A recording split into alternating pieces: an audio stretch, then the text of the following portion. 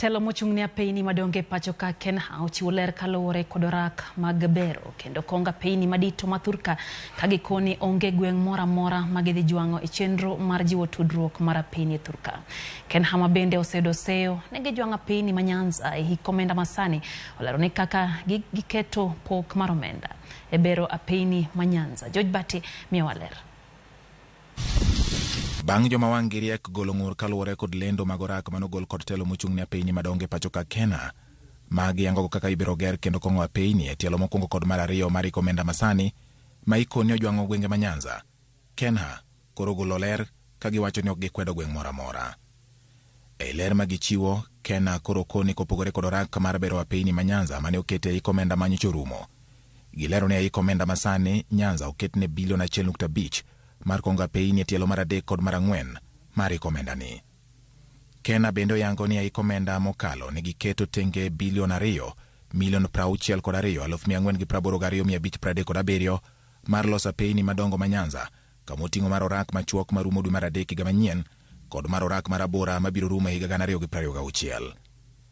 Ka gimedo yango ni ok giloko ng'egi ni apeyni ma Nyanza, telo mochung'ne apeyni madongo go bende okoni e omenda masani giketo tenge bilion 1.85 mar kongo moko kuom apeyni ahinya mayudore e alwora mar nam lolwe ma iluongo ni Lake Victoria Ring Road, koting'o apaya mawuok Mohoro nyaka Masara kod mawuok Sindo to dhi nyaka gwenge mag Nyagwethe kachwe nyaka Kiabuya. Apaya go makoriw borgi nyalo romo kilomita 1,555.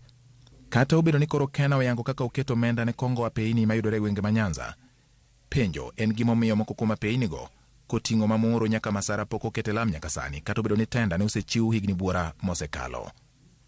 Weg apeyni madongo go bende olero ni e omenda masani oseket bilion 3 kod milion 436 e bero apaya maduong' mawuok Sirare nyaka Akerkeke ma Ahero, ka omenda go bende giyango ni biro tigodo e gero moko kuom apeyni mayudore e kauntis ma Migori, Homa Bay, Kisii kod Nyamira.